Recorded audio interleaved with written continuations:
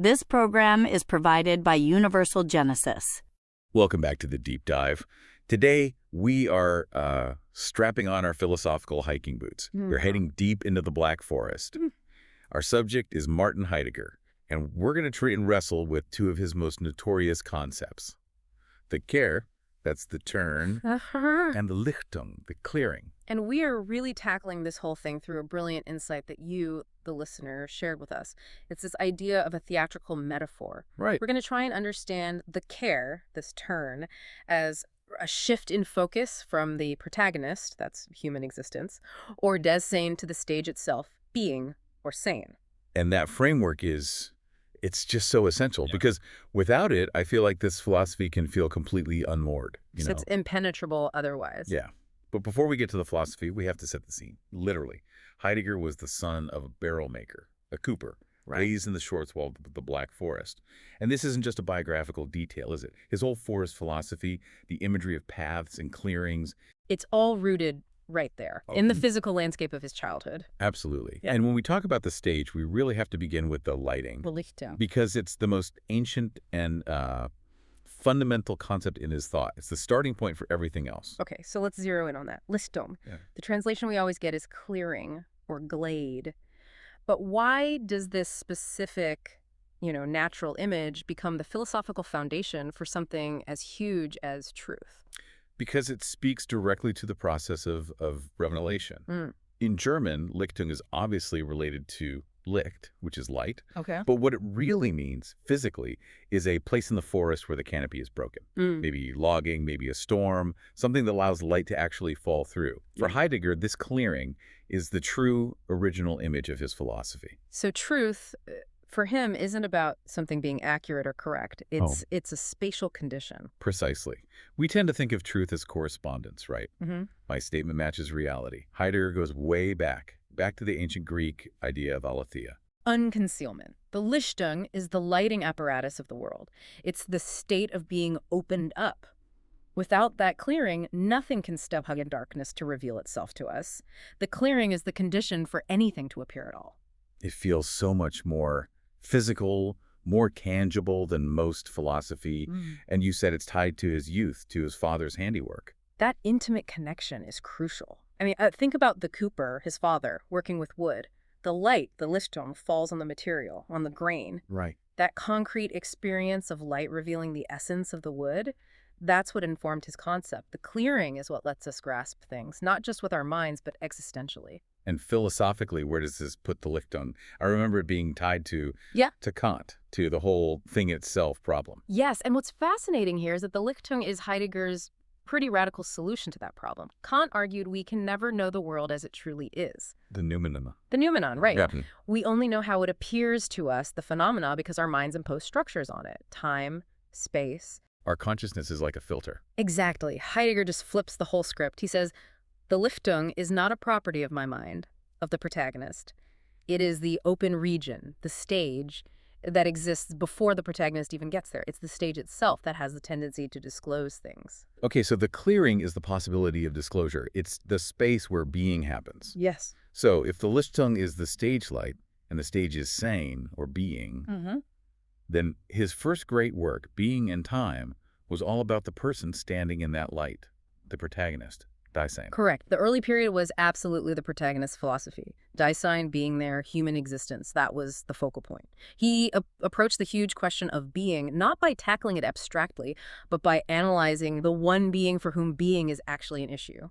Us. And why was that so revolutionary compared to, say, the Cartesian subject? Well, traditional philosophy since Descartes saw the human subject as a thinking thing, a cogito. A rational consciousness sort of separate from the world looking at it. Dasein is fundamentally in the world. It's defined by its engagement, its projects, its burdens.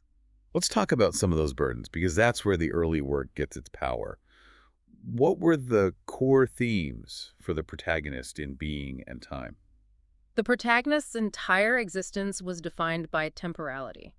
You have concepts like thrownness, this idea that you're just dropped or thrown into a world you didn't choose. And the other big one. And the absolute certainty of being toward death.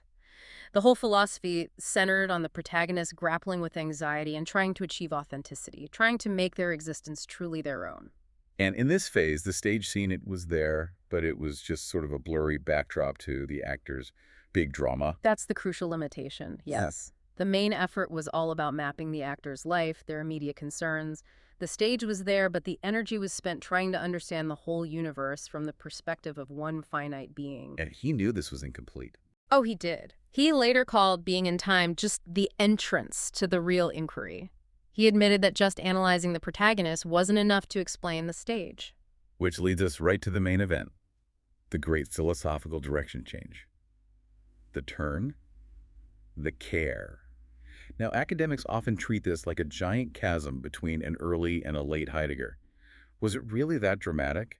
A total rejection of the protagonist. Well, the first thing to get straight is the terminology. Care, meaning turn or reversal, that is 100% Heidegger's own term. Okay, so he owned it. He used it himself. It was his way of explaining what he was doing. But the story of the radical break, the neat split between early Heidegger and late Heidegger, that's more of an academic construction, isn't it? Precisely. That's the two-layer structure we need to see. The academic world, especially from the 50s to the 80s, found it really convenient to create this narrative of a sharp break. It just makes the material easier to classify. Existentialism here, ontology there, tidy boxes. Exactly. If it wasn't a break, why did he call it a turn? What actually changed? He argued the care wasn't a disconnect, but an internal progression within a continuous path. The root question, the question of being, was the same, but the direction of his gaze completely reversed. How so? The conceptual shift was this. His early work was an attempt to understand being the stage by looking at the protagonist, Dasein. He realized that was backwards. Because Dasein is only possible because of the pre-existing working of being itself, the Lichtung. The clearing has to be there first. So instead of the protagonist trying to figure out the stage's architecture, the stage has to light up the protagonist first. Yes. He recognized the stage is the necessary precondition. The focus had to move from the finite individual actor to the historical structural process of being itself. It's a move from immediate anxiety to the deep background. History, language, technology. And this huge philosophical change wasn't just an intellectual exercise. It was driven by some profound, messy human catalysts. We're talking about political shock. It just This is where the metaphor becomes so powerful, because it connects the philosophy to the biography. The Carey was absolutely driven by both intellectual necessity and these deeply human experiences. And the major catalyst, you're right, is that period between 1933 and 1934. And he was rector of the university. He was 44. He became rector of the University of Freiburg, and he engaged with the Nazi Party. And he initially tried to understand that through the lens of his early philosophy, right? He did. He saw Hitler at first as a kind of gigantic protagonist, a figure who embodied this decisive Dasein who could rise to the occasion and lead Germany to some new, authentic historical destiny. It fit the language of his early work perfectly. A single, determined actor seizing control of their thrownness. Yes. But the failure of that protagonist is what forced him to look elsewhere.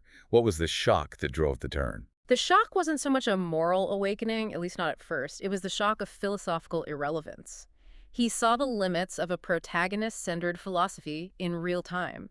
He realized the individual actor, even one as huge as Hitler, was just being swallowed by the forces of the modern age. Like what? Bureaucracy, institutional politics, and this overwhelming impersonal power of mass propaganda and technology. The stage was bigger than the actor. The historical context, the lighting, was just overriding any individual will. That's it, exactly. He concluded that the stage itself, sign defined by these huge historical and technological forces, that was the problem, not the individual actor. If the stage is technologically determined, then the actor's existential choice for authenticity, well, it becomes kind of impotent. He moved from trying to improve the actor's script to analyzing the stage manager's entire design. A perfect way to put it. There's a powerful irony there. The man who wrote this incredibly intensive philosophy about the potential of the individual protagonist then abandons that focus when he sees a real-world protagonist fail so miserably against the backdrop. It just showed him the inadequacy of focusing only on subjective existence. I mean, if these structural forces, propaganda, technology, can just erode the agency of even the most decisive Dasein, then your philosophy has to address the structure, not just the agent. And we can't ignore the human timeline here. The impact of age. He's moving into his 50s. And that aligns perfectly with a midlife reflection. A young person's drive is often toward self-determination, action, the protagonist's view. But moving into your 50s, you naturally start to focus more on roots, on history, on legacy, on death. The stage is philosophy. Yes, the focus shifts from what can I do right now to what historical forces made this reality possible in the first place. Okay, so let's bring it all back together, using the listener's metaphor to wrap this up.